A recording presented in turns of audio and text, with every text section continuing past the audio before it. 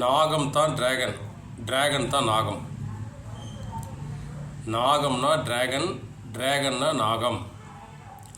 இது ஏதோ ஒரு எதுகை முனைக்காக நான் சொல்ல, இது சத்தியமான உண்மை. 5000 வருடங்களுக்கு முன்பு நமது போகநாகர் இந்த குண்டலினி நாகத்தை தான் சீனாவில் டிராகன் இன்ட்ரடியூஸ் பண்ணுறார். தவோயிசம் என்று சொல்லப்படும் தாவோ வழிமுறையை சீனாவில் புகுத்தியது நமது போகநாதர் தான். அங்கே லாசி என்பவரின் உடலில் கூடு விட்டு கூடு பாய்ந்து இந்த தவோ வழிமுறை என்ற விஷயத்தை என்ற ஒரு சமயத்தை அங்கு ஏற்படுத்துகிறார். அப்போ அவர் நம்மளுடைய ஆதார சக்தியான குண்டலினியை டிராகன் என்று அங்கு இன்ட்ரடியூஸ் பண்ணுறார். இப்படித்தான் சீனாவில் டிராகன் வழிபாடு ஏற்பட்டது. மேலும் சீனர்களும் தமிழர்களும் உறவு முறை தான், நாகர்கள் என்ற முறையில் உறவின் முறை தான், பங்காளிகள் தான். இந்த நாகம் என்பது வெளியில் இருக்கிற நாகம் அல்ல, குண்டலினி நாகத்தை குறிக்கும். ஆதார சக்தியான குண்டலினி நாகத்தை குறிக்கும். படம் எடுத்து ஆடுதலையே அந்த நாகப்பாம்பு. Not all snakes, only serpent. எல்லா பாம்புகளும் அல்ல, நாகம் மட்டுமே டிராகன் என்று குறிக்கப்படுகிறது.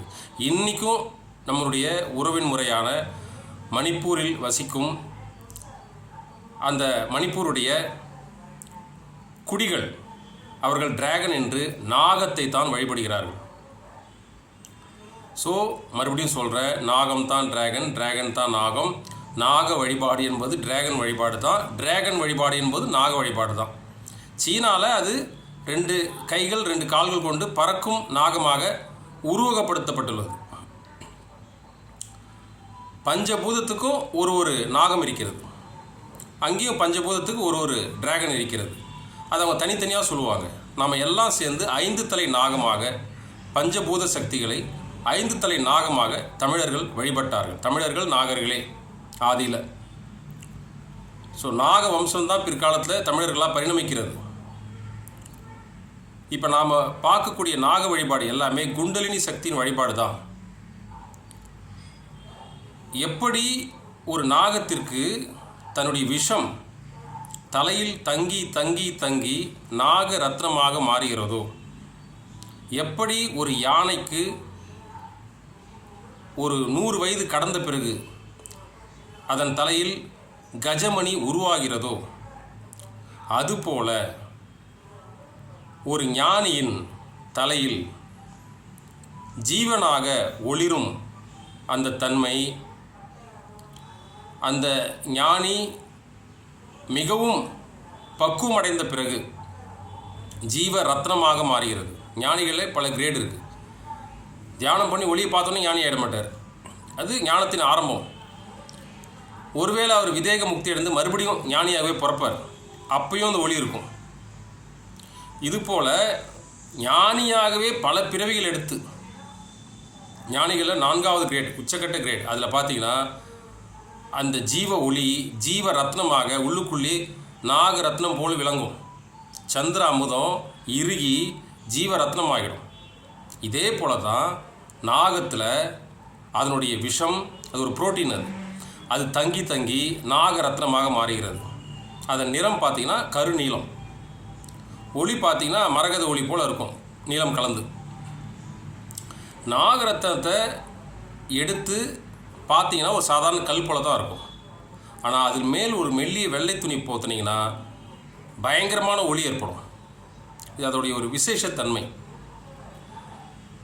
வயதான நாகங்கள் நாகரத்னத்தின் ஒளியால் பிற உணவுகளை, புழு பூச்சி எலி போன்றவற்றை ஈர்த்து உணவாக உட்கொள்கின்றன.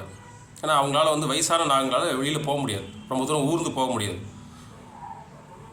ஸோ பல 100 வருடங்கள் வாழும் நாகங்கள் நாகரத்னத்தின் ஒளியால் அந்த ஒரு லுமினிசன்ட் வெளிச்சத்தை பார்த்து,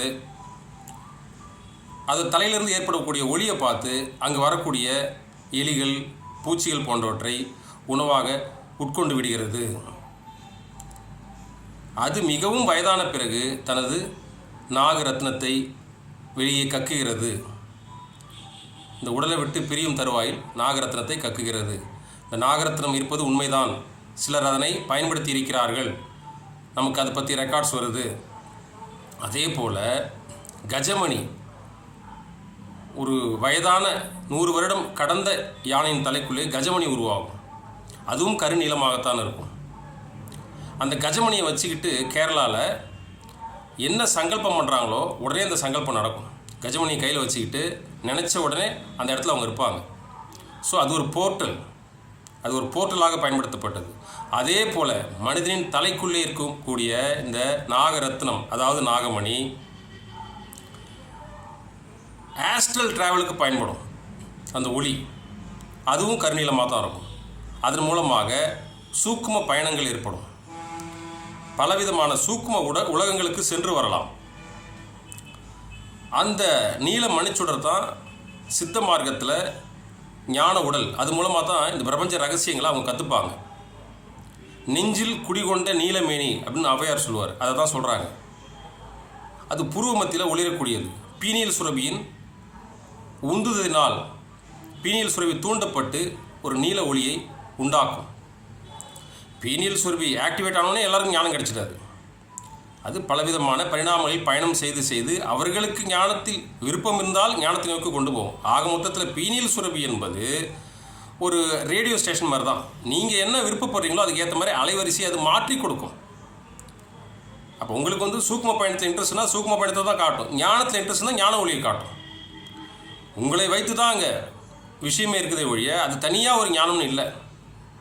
அதனால தான் உங்கள் மனதை பக்குவப்படுத்துமாறு குருமார்கள் கூறுகிறார்கள். இன்றைக்கி நாகப்பஞ்சமி, நாகங்களை பற்றி, ஞானியர்களை பற்றி, கஜமணியை பற்றி இந்த ரகசியங்களை வெளியிடுகிறேன். நம்ம பீனியல் சுரபியை தூண்டும் பற்பொடியை வாங்கி பயன்பெறுங்கள். நன்றி, வணக்கம்.